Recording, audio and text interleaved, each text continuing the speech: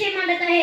पर्यावरण ही मानवाला मिळालेली निसर्गदत्त देणगी आहे, तेव्हा त्याचा नीट सांभाळ केला पाहिजे, योग्य प्रमाणे जतन केली पाहिजे.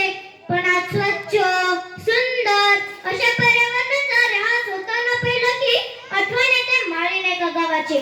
1993 च्या किल्लारी भूकंपाची, 2004 च्या त्सुनामीची, 2014 च्या गंगोत्री जलप्रलयाची. आणि मग मन उदास होत, सुन्न होत.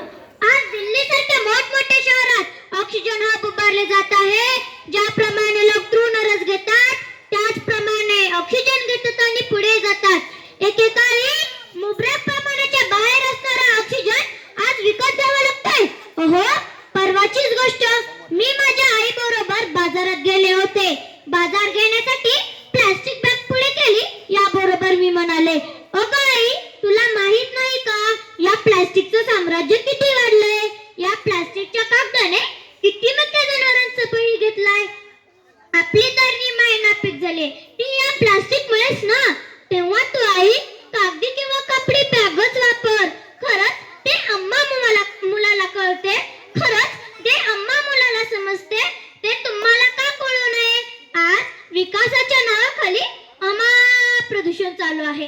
पण असा विकास काय फायद्याचा जो विकास चालू पिढीच्या पुढील पिढीच्या गरजा भागवतो? अशा अर्थातच शाश्वत विकासाचीच गरज आहे. मग आज निर्माण होते की नैसर्गिक आपत्ती खरोखरच नैसर्गिक होती का? याचं उत्तर फक्त आणि फक्त नाही. जर डोंगर दऱ्यावर बंदोबस्ती शेती केली नसती तर कदाचित ही घटना घडली नसती. तसेच सेचच्या नावाखाली म्हणजेच अतिविकास क्षेत्राच्या नावाखाली. चला तर मग आपण आपल्या शाळेपासून सुरुवात करूया. पर्यावरण संवर्धन नागरिकांपासून सुरुवात करूया. इको फ्रेंडली वृक्षारोपण, रक्षाबंधन, इको फ्रेंडली गणपतीचा वापर करू.